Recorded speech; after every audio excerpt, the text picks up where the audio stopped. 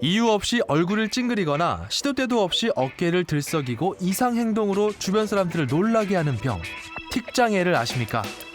주로 10살 전후의 어린아이들에게서 많이 나타나는데요. 킁킁대는 소리를 내거나 눈을 깜빡이는 이상 행동이 생겨도 부모님들은 단순한 습관이나 감기 때문이라고 생각해서 틱장애를 방치하는 경우가 많다고 합니다. 특히 틱장애가 있는 아이들 중 강박증이나 주의력 결핍 과잉 행동이 동반되면 치료가 정말 어려워진다고 하는데요. 오늘 이 시간에는 틱장애의 진단과 치료에 대해 자세히 알아보겠습니다. 틱은요, 불수의적으로 나타나는 갑작스럽고 빠르게 반복하는 특정 행동이나 소리 이렇게 정의를 내리거든요. 네. 이게 이제 영어 표현을 번역한 거라서 굉장히 어색한데요. 쉽고 간단하게 말씀드리면 아이가 어떤 특정 행동을 반복하거나 특정 소리를 반복한다는 건데 이게 굉장히 자주 빠르게 반복해서 나타난다는 거고요. 스스로 통제가 안 되고 충동적으로 나온다는 그럴 때 이제 틱이라고 이야기를 합니다. 네, 자기도 모르게 근육을 움직이거나 특정한 소리를 계속 내는 게 틱장애다 이렇게 말씀을 하셨는데 이 틱장애가 자주 나타나는 나이대도 있습니까? 네. 틱은 기본적으로 만 18세 이전에 증상이 확인되어야지 틱이라고 이야기를 하고요. 초발 연령은 보통 6 내지 7세경으로 알려져 있습니다. 네.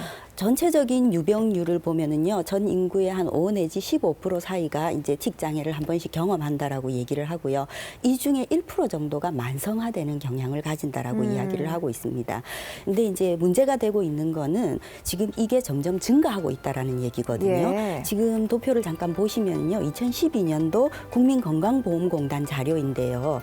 우리나라 틱 장애 2007년부터 11년 5년 상간에 틱 장애 아이들이 4.5% 정도 증가를 했다는 얘기고요. 전체적인 연령대에 보면 7세에서 12세 초등학생 숫자가 전체의 거의 절반 가까이 한 45% 정도 차지하고 있고요. 네. 남녀 성비로 보면 이거는 이제 통계마다 조금씩 다르기는 한데 4대 6 4대 1 많게는 6대 1 정도로 남아들한테서 굉장히 높게 나타난다고 알려져 있습니다. 네, 기본적으로는 18세 이전에 발병을 해야 틱장애라고 하고 또 여자아이들보다는 남자아이들, 6, 7세 남자아이들에게서 첫 발병이 많이 나타난다 이야기를 해주셨습니다.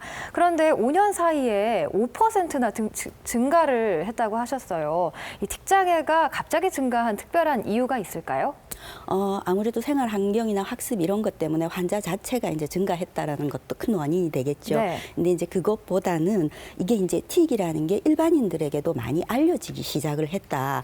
그래서 이제 주위의 선생님이라든지 아니면 뭐 학교의 다른 학부모님이라든가 이런 쪽에서 애가 조금 이상하다. 혹시 틱 아니냐 알아봐라. 이제 권유를 받고 내원하시는 경우가 많고요. 또 요즘에 이제 인터넷이나 SNS 이런 게 많이 발달하다가 보니까 정보를 많이 얻게 되셔서 네. 틱이라는 걸 알고 이제 확인하고 오시는 경우가 있고요. 그다음 또 한 가지는 치료에 대한 필요성이 이제 인식하게 되셨다라는 거죠. 이전에는 그게 뭐 약 먹는다고 낫냐, 나이 들면 해결된다, 괜히 호들갑 떨지 마라. 이제 이러다가 이게 만성화될 수도 있고 다른 질환과 동반이 되면은 심각한 사회생활하기 힘든 다른 거에 어떤 전초전이 될 수도 있고 이런 인식들이 깊어지면서 치료를 받겠다고 내원하시는 경우가 늘어나게 된 거죠. 네, 그러니까 사실 증가를 했다기보다는 이 틱장애에 대한 관심과 정보가 많아져서 예전에는 틱장애를 몰랐다면 이제는 알아서 마치 더 많아진 것처럼 증가한 것처럼 보이는 거군요. 실제 환자도 증가했죠. 그렇지만 그런 네. 부분도 무시할 수 없죠. 아, 그렇군요. 근데 이 틱장애가 왜 발생을 하는 건가요?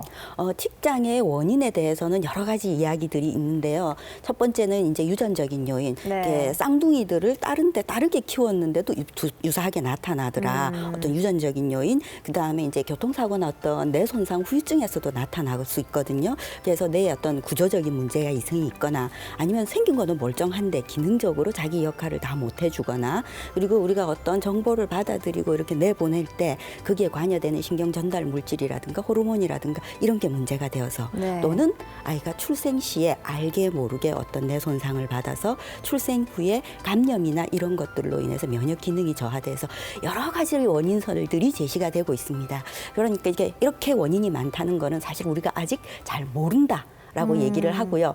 단지 이제 저희들끼리 그냥 이거 심정은 확실한데 아직 물증이 없다라고 얘기를 하는데 범인은 뇌다. 네. 분명히 뇌에 어떤 문제가 있고 이 기능이 제대로 잘 커지를 못해서 또는 모양은 컸는데 일을 못해 역할을 못 해준다라든지 그런 원인에 의해서 생길 것이다라고 추정하고 있습니다. 네, 그러니까 사실 아직까지는 정확한 원인은 밝혀지지가 않았는데 이 뇌와 연관이 있는 건 맞는 거잖아요. 네, 그렇습니다. 그런데 우리가 그런 이야기를 하잖아요. 뇌 세포가 한 번 손상이 되면 다시 회복, 재생이 되기가 어렵다 이런 말을 많이 하는데 그러면 틱장애도 뇌와 연관이 있으니까 한 번 이렇게 일어나면 이렇게 뭐랄까요? 평생 계속되는 그런 건가요? 네. 지금까지도 그게 정설입니다. 인간에 있어서 뇌세포는 수정 후부터 태아기에서도 꾸준히 발달해 오다가 만 4, 5세경에 거의 80~90%가 형성이 되고 이제 뭐 사춘기에 완성이 되고 그다음부터는 퇴화하기 시작한다. 그래서 한번 뇌 손상을 받으면 더 이상은 뇌세포는 죽어버리기 때문에 기능을 못한다. 그래서 흔히 알려져 있는 중풍은 치료가 되지 않는 병이다. 이게 아직까지 정설이기는 합니다. 근데 이제 최근 들어서 좀 더 많은 연구 기법이라든지 뭐 자재가 개발되면서 우리가 이전에 못 봤던 부분들을 보게 되잖아요. 그래서 새로운 것들을 알게 되는데 최근 트렌드는요. 뇌 세포도 재생가 더 그 나이가 지나서도 성장하더라. 그리고 만 5, 6세에 80~90%지만 더 늦은 나이까지 천천히 성장하는 아이들도 있더라. 그리고 심지어는 손상 받았지만 불완전하지만 재생도 되더라. 그런 이제 학설들이 지금 제시되고 있습니다. 네, 그런데 이 뇌 이야기를 하다 보니까 스트레스랑도 연관이 있을 것 같은데요. 사실 요즘 아이들이 학업이다 뭐다 해서 참 스트레스를 많이 받는 환경에 노출이 돼 있잖아요. 이 스트레스랑 연관이 있습니까? 예. 스트레스로 이제 연관이 되어 있다라는 거 하고 네. 조기 학습이나 이런 것들이 원인이 된다라는 거 하고는 조금 이제 따로 떼서 생각을 해야 되는데요. 예, 스트레스라는 게 보면 내가 하기 싫은 일 억지로 하거나 아니면 하고 싶은데 너무 하지 말라라고 하든가 아니면 내가 정말 좋아하고 잘하고 있어요. 근데 혹시 떨어질까 봐 또는 더 잘하고 싶어서 그런 욕심에 의해 가지고 나타나는 거. 이거는 스트레스에 의한 스트레스가 원인이라고 보고 분명히 그걸로 인해서 증상이 심화되거나 아니면 잠재되어 있던 것들이 나타나기도 하고요. 분명히 원인이 됩니다. 그다음에 이제 또 한 가지 부분들은 아까 이제 제가 뇌 발육이 늦다라고 얘기를 드렸잖아요. 예. 일반적인 아이들은 5, 6세가 되면 뇌세포가 한 80~90% 형성이 되어서 대충 알 거 알고 판단이 되는데 이게 늦는 아이들이 있단 말이죠. 그럼 자기 뇌 상태나 이런 거는 아직 그런 학습을 받아들일 만한 수행할 만큼 자라지가 않았는데 조기에 또는 과도하게 들어가다가 보면은 수행해내지 못하게 되는 거죠. 네. 그러니까 이거는 잘하고 못하고의 문제가 아니라 되고 안 되고의 문제라고 얘기를 드릴 수 있습니다. 네, 그 부분이 참 인상이 깊네요. 잘하고 못하고의 차이가 아니라 되고 안 되고의 차이. 그러니까 뇌가 발달이 아직 다 안 됐는데 미숙한데 자꾸 주입을 하려고 하니까 그게 또 스트레스가 되는 그런 문제인 것 같습니다. 그런데 틱장애 하면 눈을 깜빡거리거나 킁킁거리거나 이런 증상은 좀 알고 있는데 또 다른 증상들은 어떤 게 있나요? 앞에 정의를 말씀드릴 때 특정 운동, 그 특정 근육 운동이 반복되거나 아니면 특정 소리가 반복이 된다라고 말씀을 드렸었잖아요. 네네. 그래서 이제 그 증상을 조금 더 구체적으로 나눠서 말씀드리면 특정 근육을 움직일 때 우리가 이걸 운동틱이라고 이야기를 하는데 이거는 단순하게 눈을 깜빡거린다든지 뭐 코에 뭐가 박힌 것처럼 킁킁거린다든가 요럴 때 또는 머리를 흔든다든가 혀를 낼름거린다든가 이런 거 이제 단순한 동작이 될 때는 단순 운동틱이라고 하고요. 이게 조금 더 동작으로 나타나서 자신을 때린다라든가 주로 제자리에서 깡충깡충 뛴다라든가 아니면 다른 사람이나 물건 하지 말라라고 하는데 끊임없이 이제 그런 걸 하고 있다라든가 남의 행동을 따라하는 이제 이런 단계에 갈 때 복합 운동틱이라고 하는데 하고 이제 이때의 행동이 보통 보면 뭐 자신의 성기를 좀 만진다라든지 하는 좀 외설적인 행동들이 많아서 일상생활에 지장을 주는 경우가 조금 있어요. 그리고 또 한 가지는 이제 소리. 단순하게 킁킁거리는 소리를 낸다든가 가래나 침을 뱉는 이런 소리를 낸다든가 뭘 뽀드덕 그런 특정한 단순한 소리를 낼 때 이걸 네. 이제 음성틱이라고 이야기를 하고요. 조금 더 진도가 나가서 단어라든지 문장 이제 근데 주로 이때도 욕설 같은 게 많아요. 그걸 끊임없이 반복을 하고 있다라든가 다른 사람이 한마디를 하면 나도 뭐 반사적으로 그 말을 따라한다. 그렇게 될 때 이제 복합 음성틱이라고 얘기를 하거든요. 이제 전체적으로 보면 간단한 행동이나 단어 하나 이거는 이제 우리가 단순이라고 붙이고요. 이것들이 좀 더 심해져서 일상생활에 지장을 초래하거나 다른 사람하고 충돌을 일으켜서 생활이 힘들 때 그때 이제 복합이라고 이야기를 합니다. 네, 대표적인 틱 증상에 대해서 알아봤는데요. 사실 이런 틱 증상들을 보니까 나쁜 습관으로 오인하기가 쉬울 것 같아요. 그래서 실제로 부모님들도 모르고 지나치는 경우가 많다고 합니다. 실제로 이 질환을 모르고 있다가 다른 질환 때문에 병원을 아이와 함께 찾았는데 틱 장애를 발견한 사례가 있다고 해서 저희가 만나봤습니다. 화면으로 만나보시죠. 첫째예요, 우리 아들이. 그래서 되게 욕심이 많았죠. 다른 엄마들처럼 욕심이 많아서 가르쳐주고 싶은 것도 굉장히 많고요. 혼자 연구도 많이 해요. 막 이것도 시키고 저것도 시키고 돌전부터 벌써부터 학습지 시작하고 하잖아요. 우리 애들한테 그랬어요. 우리 애한테 얘기 시작했었는데 아무 효과가 없었거든요. 애가 제가 생각할 때는 다른 애 같은 경우 이 정도면 이해를 하는데 얘는 이해를 10번을 20번 해도 이해를 못하는 거예요.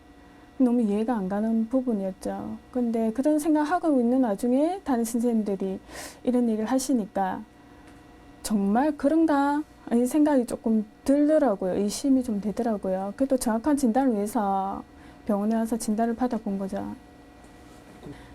그 교수님이 상담을 하시면서 우리 애가 또 다른 내가 모르는 증상이 조금 보였었는가 봐요. 집에서는 그런 증상이 없었는데 좀 눈을 되게 깜빡깜빡거리면서 그런 현상이 있었는가 봐요.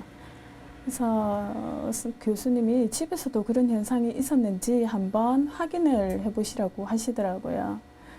근데 그 뒤로 보면 그런 현상은 잘 없었거든요. 아마 제가 생각할 때는 조금 불편하거나 환경이 좀 그럴 때 아마 그런 현상들이 좀 보였던 것 같아요, 아들이요.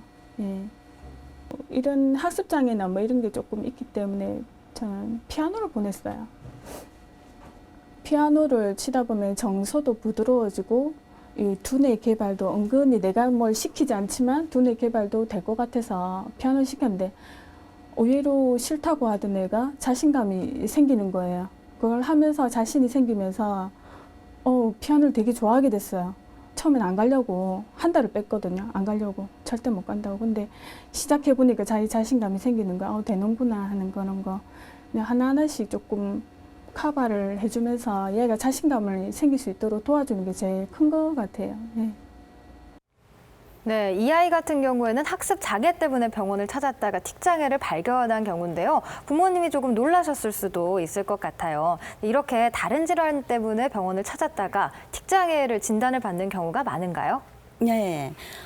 이 아이 같은 경우가 이제 가장 좀 대표적인 케이스로 학습장애라는 다른 것 때문에 내원을 했는데 제가 이제 그런 문진하고 이렇게 하는 과정 중에 이제 틱을 발견했던 케이스고 다행히 이제 초창기였고 바로 이렇게 치료 들어가고 하면서 바로 없어져서 지금은 별로 문제가 되고 있지 않는 경우고요.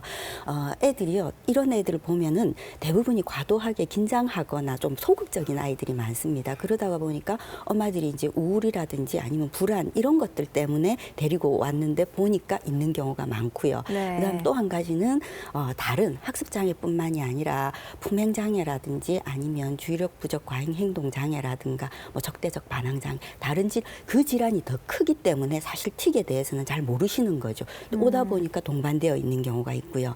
그다음에 또 가장 많은 경우는 아무래도 알레르기 질환입니다. 네. 비염 감기 증상이 있을 때 그냥 감기 끝에 그렇겠구나. 얘가 알레르기가 있으니까 계절적으로 눈 알레르기가 있어서 눈을 깜빡거리는 거구나. 그렇게만 생각하고 계시는데 알고 보니까 틱이 동반되어 있었던 이런 경우가 있고요.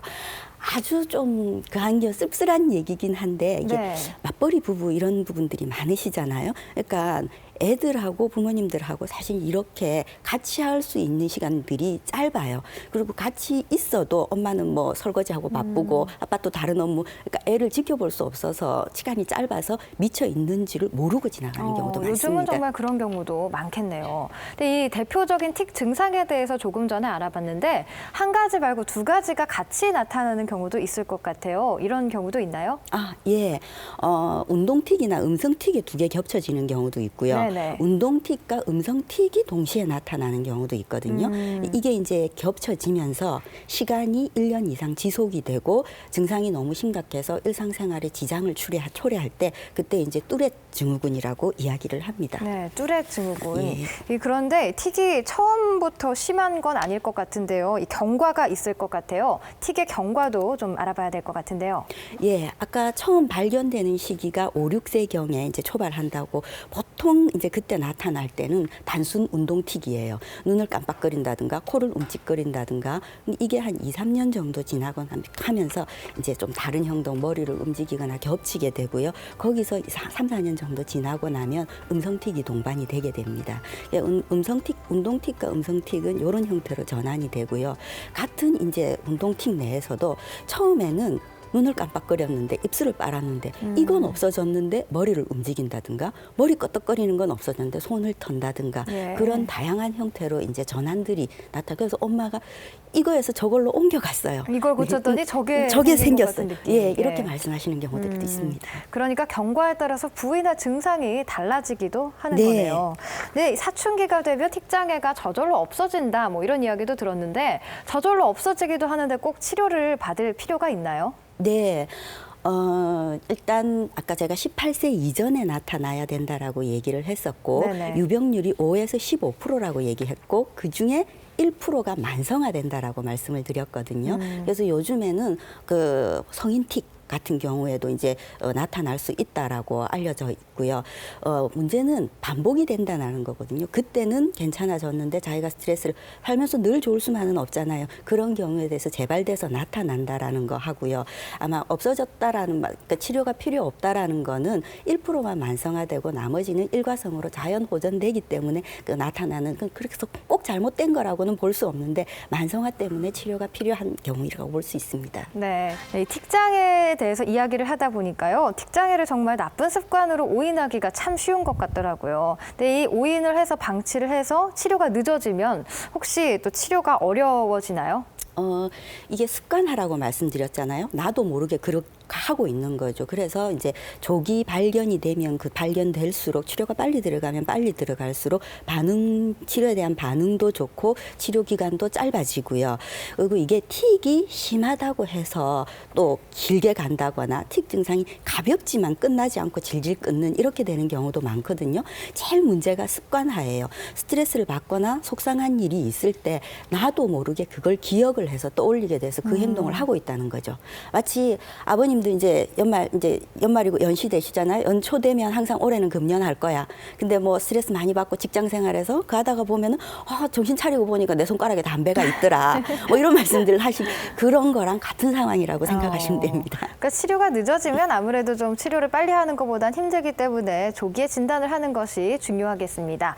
그런데 병원을 어디로 가야 될지도 우리 부모님들이 많이 궁금하실 것 같아요. 소아정신과를 특별히 가야 하는지 아니면 일반 소아과를 가도 되는지 궁금하실 것 같은데요. 어디로 가는 게 좋습니까? 양방 쪽도 마찬가지고요. 이제 소아정신과라고 따로 있기 때문에 네. 그쪽에서 주로 많이 하시게 되는 편이고요. 그런데 이게 이거다라고 그러니까 알고 진단을 받으러 가는 경우보다는 일상적으로 진료를 받다가 확인되는 경우가 더 많거든요. 저희 병원 같은 경우에서도 저도 보고 한방 신경정신과에서도 보고 이제 이렇게 되는데 이게 아이가 자라는 과정 중에 나타나는 습관성 장애 상태 중에 하나구나 이렇게 하면 제가 관리를 하고요. 여기는 다른 정신과적인 문제가 있다든가 조금 더 검사를 필요하다라고 생각이 되면 정신과 또는 신경과 쪽으로 의뢰를 해서 같이 진료를 하게 됩니다. 네, 사실 틱장애는 어느 정도 대표 증상들을 알고 있으면 구분을 할 수가 있지만요. 보다 정확한 진단을 위해서는 검사가 필요합니다. 어떤 검사가 이루어지는지 화면으로 설명 들어보도록 하겠습니다. 예, 틱은 일단 나타나는 증상을 보고 틱이라고 하기 때문에요. 제가 아이한테 몇 가지 질문을 던지게 되죠. 네. 그 과정 중에서 이제 틱 증상을 확인하고요. 그럼 전체적인 상황을 판단하기 위해서 진맥을 하고요. 혀의 상태를 확인합니다. 그래서 이 상태를 보고 아이가 지금 어느 정도 건강 상태에 있구나라고 판단을 하게 되고요. 그다음에 이제 들어가게 되는 게 틱이 그럼 있기는 한데 얼마나 심하냐 따라 가지고 네네. 얼마나 자주 하느냐, 많이 나타나느냐 이로 인해서 일상생활은 힘드냐, 다른 사람한테 민폐를 끼치느냐 여러 가지 설문지를 쓰게 되는데 가장 많은 게 예일틱 검사지고요. 그다음 이런 아이들이 긴장하거나 이래서 다른 학습이나 이런 것들이 안 될 그 경우도 많습니다. 그래서 이제 간섭을 준다고 하는데 색깔과 글자를 틀리게 해서 읽게 함으로써 아이의 어떤 집중도 이런 것들을 파악하는 그런 검사를 하고요. 스트레스에 의해서 유발되잖아요. 그래서 이제 이 아이가 어느 정도 스트레스를 있는지, 이 스트레스가 지금 급하게 생긴 건지 아니면 장시간 진행되어가 아주 만성화되어 있는지 이런 것들을 검사하는 건데요. 경락 기능 검사의 여러 가지 항목 중에 스트레스 검사라는 게 있고요. 이 결과를 이걸 많이 쓰는 게 설명하기가 좋아요. 네. 여기 보면 건강한 뇌일수록 초록색을 띠게 되고요. 너무 스트레스 받으면 이제 붉은색 계통으로 나타나게 되거든요. 네. 경락 기능 검사까지 정말 다양한 방법의 검사가 있다고 알아봤는데요. 아이들이 병원 치료에 지레 겁을 먹는 친구들도 있을 것 같아요. 치료는 어떤 식으로 이루어집니까? 네, 한방병원에 내원하시게 되면은요, 흔히 알려져 있는 약물 치료, 그다음에 침구 치료, 기타 추나나 명상, 바이오 피드백 뭐 여러 가지 치료를 하시게 되는데요. 약물 치료는 대표적으로 우리가 먹는 당약이죠. 근데 이게 맛이 없고 들고 다니기가 불편하잖아요. 그래서 또 장시간 복용해야 될 때는 제제약 같은 거, 가루약 같은 거 만들어져 있는 거 있고요. 네. 그다음에 이제 본격적으로 침구 시술 하게 되는데요. 이거는 얼굴이나 입술 이 특정 근육을 많이 사용하면 그 근육이 필요할 거잖아요. 그래서 그 근육의 피로를 풀어주는 혈자리를 선택하는 방법. 그다음에 이제 아이가 스트레스를 받으면 심해진다고 그랬잖아요. 네네. 스트레스에 좀 대처할 수 있는 능력을 길러주는 그런 혈자리들 선택해서 침치료할 수 있고요. 아울러 가장 근본적인 내 기능 발육이 늦어서 그런 것이다. 그 기능을 촉진해 줄 수 있는 친구 혈자리들을 선정해서 치료하게 됩니다. 처음은 아픈데요. 곧 익숙해지게 됩니다. 아이들 별로 힘들어하지 않습니다. 더 무서울 따름이지. 네. 그다음에 이게 이제 바이오 피드백 치료인데요. 이런 아이들이 아까 제가 긴장도 많이 하고 스트레스에 많이 노출이 되어 있다고 그랬었잖아요. 네네. 그래서 이제 그거를 우리가 명상이라든가 이런 것들로 마음을 편안하게 해주고 하는 그거를 기계적으로 연습시키는 방법이거든요. 컴퓨터 앞에 앉아서 집중하면 되는 부분들이고요. 이건 아프거나 하지는 않습니다. 네, 그냥 그럼- 화면을 보면 치료가 되는 건가요? 예, 화면을 보면서 이제 자꾸 그 기억을 이제 영상시키는 방법인데요. 지겨워요. 아프다기보다 그게 힘들어가지고 그냥 조미 쑤셔서 난리를 칩니다. 네, 뭐 침 치료부터 화면을 보면서 하는 바이오 피드백 치료까지 다양한 치료법 알아봤는데요. 사실 이 약을 복용한다는 이야기가 나왔는데 얼마나 오래 복용해야 되는지도 궁금하거든요. 네, 이 원인 자체가 그럼 이제 내 발육이 부전에서 생기는 거라면 이게 완성될 때까지 약을 먹어야 되잖아요. 또는 내가 완전히 다 자랐는데 이것밖에 안 되는 경우도 있을 거잖아요. 네네. 그럼 널 부족한데 이걸 그럼 평생 약을 먹으라고 할 것이냐 이럴 수는 없다는 거죠. 그래서 이제 적정선에서 저희들이 평가를 하고 이게 이 아이에서는 최선의 정책이다라고 하면 약을 줄이든지 그다음 점진적으로 또 갑자기 딱 끊으면 그러니까 점진적으로 줄여가면서 생활에 적응할 수 있도록 유도를 하고요. 침 치료 이런 경우에서는 증상이 없어졌다 하더라도 한 2, 3주 정도는 계속하면서 지켜봅니다. 예. 그런데 이 틱장애 같은 경우에도 조기에 발견을 해서 빨리 치료를 하면 치료 반응이 좋다고 하셨잖아요. 그렇게 되면 완치도 가능한 건가요? 완치라는 개념을 어떻게 잡느냐가 굉장히 중요한데요. 네. 일단 없어지고 그게 3개월, 6개월 이상 지속이 되면 그거는 완치가 된 거죠. 그런데 이제 재발해서 나타날 수 있다라는 거죠. 재발. 예, 그래서 그거는 완치지만 영원히 재발 안 되는 방법은 아직은 없습니다. 네. 자연스럽게 호전이 되기도 하지만 재발이 된다 이렇게 이야기를 하셨는데 그럼 왜 재발이 되는 건가요? 원인이 스트레스가 제일 많고요. 그럼 네. 이제 어떤 때 스트레스가 되느냐 이제 아이들한테서는 제가 볼 때는 이제 예를 들어 유치원에서 초등학교 학년이 바뀔 때, 초등학교 입학할 때, 중학교 입학할 때, 고등학교 입학할 때, 그리고 보면 한 4학년쯤 돼서 또 많이 나타나요. 이게 3학년까지를 우리가 저학년이라고 하고 4학년 이상을 고학년이라고 하거든요. 단지 저학년이다 고학년이라 하는 게 아니라 나는 똑같이 하지만 학습의 난이도가 높아지기 때문에 따라가지 벗어나기가 힘들다는 거죠. 네. 이제 그런 힘든 시기가 오면 재발을 하게 되는데요. 제 경험상 한 3번 이상 재발을 하는 경우에는 이 아이가 성인틱으로까지 이어질 수 있겠구나라는 이제 그런 생각을 가지고 있습니다. 네, 오늘 TV 닥터 함께 하시면서 우리 아이에게도 혹시 틱장애가 있지 않은가 유심히 살펴보는 부모님들도 많으실 것 같은데요. 오늘 여기 나와 계신 분들 중에서도 틱장애에 대해서 평소에 궁금한 거 있으셨던 분들 계실 것 같거든요. 궁금한 사항 있으신 분들은 질문해 주시겠어요? 네, 어떤 게 궁금하신가요? 예, 조카가 기침 감기를 오랫동안 앓고 난 후에 킁킁거리는 습관이 있거든요. 그것도 틱 장애라고 볼 수 있는지 궁금하네요. 네, 조카가 오랫동안 감기를 앓았는데 킁킁거리는 습관이 감기 후에 남아왔다고 하셨어요. 혹시 이걸 틱장애라고 걱정을 해야 되는 걸까요? 일단 확인은 해보셔야 되는데요. 감기 끝에 오면 이제 만성 인후염, 우리도 그냥 목에 간질간질 하잖아요. 이제 그게 깨끗하지 않아서 오는 경우, 또는 그 아이가 평소에 비염을 가지고 있다고 그러면 비염 증상 때문에 나타날 그런 증상이 나타날 가능성이 가장 높고요. 한 가지 확인해야 될 거는 그 아이가 과거력으로 틱 장애가 있었는지를, 이제 그때는 과거에 있었지만 완치가 되었는데 비염을 앓으면서 그러면서 기억을 한다는 거죠. 네. 그래서 다시 나타나는 경우가 있기 때문에 확인은 해보셔야 될 것 같습니다. 무조건 틱장애라고 볼 수는 없지만 네. 아무래도 유심히 살펴봐야겠습니다. 네, 또 다른 궁금한 사항 있으신 분 계실까요? 네, 어떤 게 궁금하신가요? 틱장애 때문에 아이가 따돌림을 당할까 걱정인데요. 치료가 될 때까지 단체 생활을 피하는 게 좋을지 아니면 주변에 알리는 게 좋을까요? 네, 그러니까 아이가 틱장애가 있는데 아무래도 보기에 안 좋은 행동들을 많이 하게 되니까 이 단체 생활을 좀 피하는 게 좋을까 하는 그 걱정을 한다고 하셨어요. 조언을 해주시면 어떤 게 좋을까요? 예로부터 병원 소문을 내라고 그랬었잖아요. 틱 장애 같은 경우에는 소리가 나고 움직임이 있기 때문에 이게 숨겨질 수 있는 부분들이 아니거든요. 네. 그리고 이제 다시 재발의 문제도 있고 그렇기 때문에 단체 생활을 영원히 차단할 수는 없어요. 그리고 이게 이제 불필요한 오해를 살 수 있거든요. 계속 소리를 내고 있으니까 수업 시간에 시끄럽고 친구들하고 이제 하지 말라는 데서 자꾸 하고 이렇게 하면 문제들이 생길 수가 있잖아요. 그러니까 이게 이 아이가 고의로 또는 어떤 의도를 가지고 하는 게 아니다. 그렇기 때문에 알리고, 그리고 그 문제가 병이라서 그런 거다라는 걸 알리고, 지 잘못도 아니라는 걸 알리고 주위의 이해와 도움을 받는 게 필요하고요.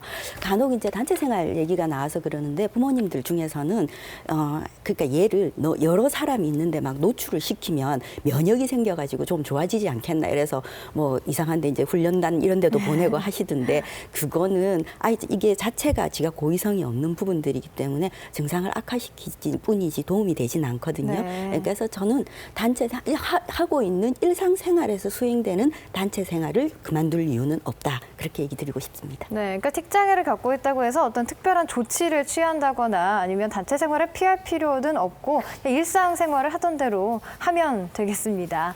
선생님께서는 오히려 틱장애를 앓고 있을 때 또 알리라고 하셨는데 이 아이들의 선생님들은 어떤 걸 알고 계시는 게 좋을까요? 특별한 뭐 교육이 필요한지요?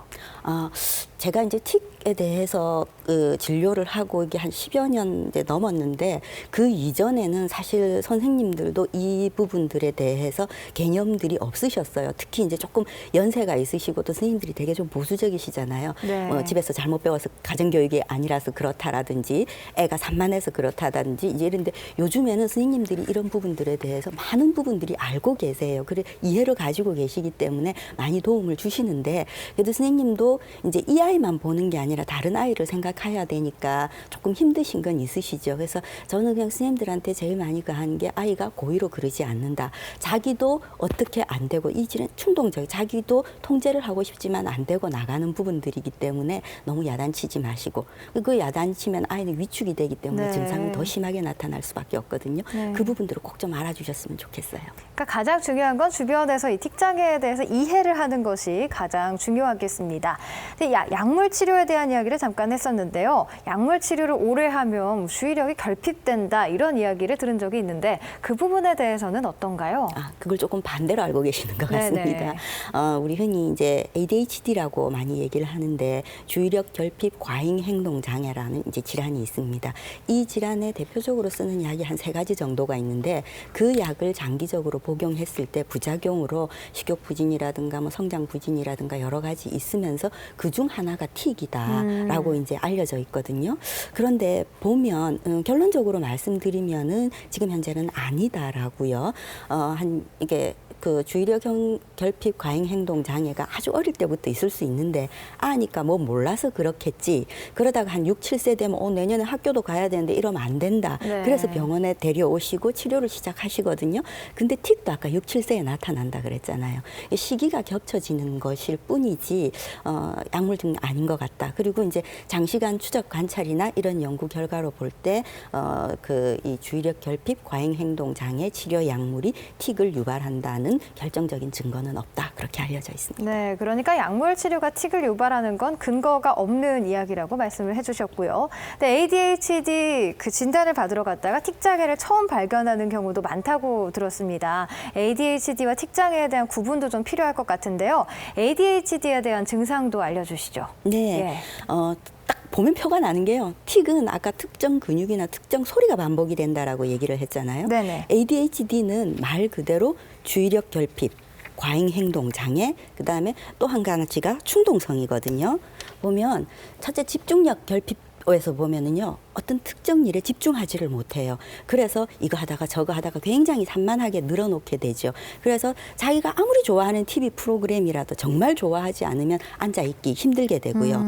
그다음에 이제 이런 행동들이 굉장히 충동적으로 나타나게 되거든요. 그러면 누구랑 선생님이 발표를 시킨다든가 그렇게 되면 어떻게 해요? 손 들고 지적받고 그다음 자기가 답변하고 이렇게 돼야 되는데 불쑥불쑥 답이 먼저 나오는 거죠. 그리고 친구들하고 대화를 하는 도중에라도 자기 순서를 기다리지도 않고 끼어들고 그 말에 대해서만 끊느냐 하면 자기 머릿속에 떠올랐던 전혀 다른 말도 중간에 끼어들게 되거든요. 그럼 도대체 쟤는 뭐야? 이제 본의 아니게 다른 사람들의 활동을 방해하고 간섭하게 되는 그런 결과가 오게 되고요. 그다음에 한 가지 특징이 과활동성이에요. 과활동성이요? 예, 그냥 행동을 한다는 게 아니라 작은 행정이 굉장히 산만하게 진행이 되거든요. 보고만 있어도 내가 불안하고요. 주위가 산만하고 정신이 시끄럽고 그리고 이런 행동 자체가 굉장히 빠르게 반복이 되는 그런 어떤 특징을 가지고 있습니다. 네, 그러니까 틱 장애는 쉽게 말해서 같은 행동이 마치 습관처럼 반복이 되면 틱 장애다라고 볼 수 있고 ADHD는 주의력이 과도하게 산만하면 ADHD를 의심해 볼 수 있겠습니다. 근데 이 ADHD도 틱 장애와 같은 이유 때문에 일어나는지 원인이 뭔지 궁금하거든요. 예, ADHD 역시 아직도 이제 정확한 원인은 규명되지가 않았고요. 네. 단지 이제 뇌에 특히 뭐 요즘엔 뭐 전두엽 쪽 이런 쪽에 이상이다라는 부분들이 소소하게 알려지고는 있습니다. 그래서 어떤 분들은 지금 ADHD라든지 틱이라든지 또는 이제 우울, 불안 또는 우리가 이제 자폐 스펙트럼이라고 하는 자폐 증후군, 야스퍼거 증후군 이런 것들은 다 같은 질환인데 다른 이름일 뿐이다. 뭐 이렇게까지 말씀하시는 분들도 계시고요. 원인은 뇌에 있다. 이 질환들의 공통적인 게 특정 행동을 반복한다라는 거고요. 그게 굉장히 과하게 나타난다는 거고 시도 때도 없이 충동적으로 나타난다. 이런 특징들을 가지고 있습니다. 네, 그런데 ADHD나 틱 장애 같은 경우는 일반인들이 보기에는 좀 비슷해 보일 수도 있기 때문에 정확하게 진단을 받고 치료하는 것이 참 중요할 것 같은데요. ADHD는 그러면 어떤 검사와 치료가 이루어지는지도 알아봐야 될 것 같습니다. ADHD 역시 틱 장애처럼 네. 일단 보고 나타나는 증상이고요. 근데 진료실에서는 저만 보니까 그 시간이 굉장히 짧을 수 있거든요. 그래서 각종 설문지들이 개발되어 있습니다. 부모님한테 어떤 자기 체크리스트, 집에서의 아이가 행동이 어떻다라는 거 부모님 또는 학교 선생님한테 그런 설문지를 받고 아이의 행동을 평가해서 종합적으로 판단하게 되고요. 그다음에 이제 이런 행동뿐만이 아니라 아까 이제 뭐 뇌 손상 이런 기질적인 문제가 원인이 될 수도 있다 그랬잖아요. 그래서 신경학적이라든가 영상의학적인 이런 검사가 동반되는 경우도 있습니다. 네, 근데 ADHD나 틱 장애를 구분을 할 때 설문지로 이제 조사를 하는데 처음에 왔을 때 증상을 보고 이 설문지를 맞는 설문지를 주시는 건가요? 네. 그렇습니다. 일단 ADHD라는 진단은 되어야지 이거를 체크할 수 있는 설문지를 줄 수 네네. 있지 뭐 전 질환을 다 체크할 수 있는 설문지는 없거든요. 그러면 이 ADHD 같은 경우는 치료를 하면 완치는 가능한 건가요? 완치라는 개념이 참 어느 정도까지라는 얘기인데 네. 이제 기본 원인 자체를 뇌발육 부전에 보고 있지 않습니까? 그러니까 그럼 내가 발육이 되어서 나중에 호전이 되는 사람도 있고 다 컸지만 그것밖에 안 되는 사람도 있을 거잖아요. 근데 기본적으로는 사춘기까지는 치료를 하자라고 얘기를 하고 그리고 분명히 그러니까 치료의 목적은 그러면 완치가 이제 우리가 안 된다고 하면 어디를 샀냐? 이 아이가 나중에 자라서 일상생활을 제대로 수행할 수 있는지 없는지 거기에 그러니까 초점이 맞춰집니다. 네, 그럼 이 ADHD 같은 경우도 아까 틱장애와 비슷하게 치료를 다 했다고 생각했는데 시간이 지나서 재발이 되고 또 그런 경우가 있는 거군요. 네, 이 ADHD는 틱과는 조금 다르게 네. 증상이 완전히 소실되었다 이런 기간은 조금 드물고요. 더 하는 거와 덜 하는 거 그리고 이제 들어가면 통제가 좀 더 쉬운 그런 상황들로 평가가 됩니다. 네, 그럼 혹시 ADHD와 틱장애가 함께 있으면 같이 치료를 하게 되는 건가요? 네, 같이 치료가 들어가게 되는데요. 네. ADHD, 그러니까 틱 장애 중에 ADHD라든지 적대성 품행 장애라든가 반항 장애라든가 이런 게 있으면 정말 이제 조금 관리하기가 어렵고요. 그리고 연령대에 따라서 다양해집니다. 이게 저학년일 때는 그냥 소소하게 틱이지만 조금 이제 그걸로 인해서 학교 생활을 적응하지 못하고 중학교, 고등학교 아이들이 사춘기 겹치게 되면 품행 장애, 네. 내가 나쁜 짓 하고도 나쁜 짓인 거 모르는 거 조금 더 과해지면 적대성 반항 장애, 대놓고 이제 폭력의 행사, 폭언이 그런 질환들이 동반되기 때문에 종합적으로 같이 접근해서 치료해야 될 필요가 있습니다. 네, 오늘 틱장애에 대해서 알아봤고요. 또 ADHD까지 함께 알아봤는데요. 이 표현이 서툰 아이들에게 나타나는 질환이기 때문에 어른들이 더 관심을 많이 가져야 할 것 같습니다. 우리 부모님들은 어떤 주의사항을 좀 말씀해 주시겠어요? 어떤 걸 유의하시면 될까요? 네, 요즘에 이제 틱 장애인 줄 미처 모르고 그랬다 그러면 어쩔 수 없지만 아까 네. 이제 많이 알려져 있다고 그랬잖아요. 그러면 초기에는 첫 번째가 무시하라거든요. 너 왜 그러니? 엄마 하지 말라고 그랬잖아. 또 그런다. 그걸 이제 계속 지적하다가 보면 아이가 긴장하고 위축이 되거든요. 그럼 스트레스를 받는 상황이 되잖아요. 틱이 더 유발되게 되는 거죠. 그래서 첫 번째는 무시하라는 건데 알고 계세요. 이건 역시 저 같은 사람이 방송도 하고 정말 인터넷 여러 가지 첫 번째로 그 제한이 되기 때문에 그런데 부모님 입장에서 그거를 지켜보시기가 너무너무 힘드신 어려울 것 거예요. 같아요. 예. 네. 그래서 저는 그냥 농담 삼아 그래요. 정 찾기 어려시면 어머니가 저 정신과 가셔가 화병약을 드시고 아이한테는 야단치지 마시라고. 네. 예, 첫 번째가 무시하고 지적하지 말라. 네, 그러니까 아이를 오히려 혼내고 추궁하고 이 인식을 하게 하면 악화된다는 점을 좀 주의를 하셔야겠습니다. 마지막으로 당부의 말씀 부탁드릴게요. 그 틱질환 아이들을 치료하면서 사실 이게 조금 틱틱거리거나 킁킁거린다고 이 아이가 죽고 사는 문제는 아니잖아요.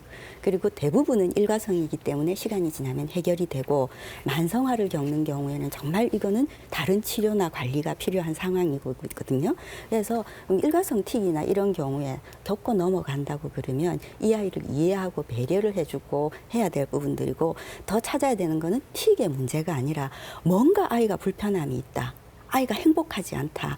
뭔가 고민거리가 있을 것이다. 그거를 더 먼저 찾아서 이해하고 받아들이고 배려해 주는 게 필요할 것 같습니다. 네, 틱장애는 아이들의 이 의지와는 무관하게 나타나는 질환이기 때문에 관심을 더 가지고 또 꾸짖기보다는 함께 극복하려는 자세가 중요하다는 점 알아두시기 바랍니다. 특히 방학 기간에는 외부로부터 스트레스를 덜 받는 기간이기 때문에요. 이 여유로운 기간을 이용하셔서 방학 기간에 치료해 보시는 것도 좋을 것 같습니다. 오늘 함께해 주신 동의의료원 한방소아과 이승현 교수 고맙습니다.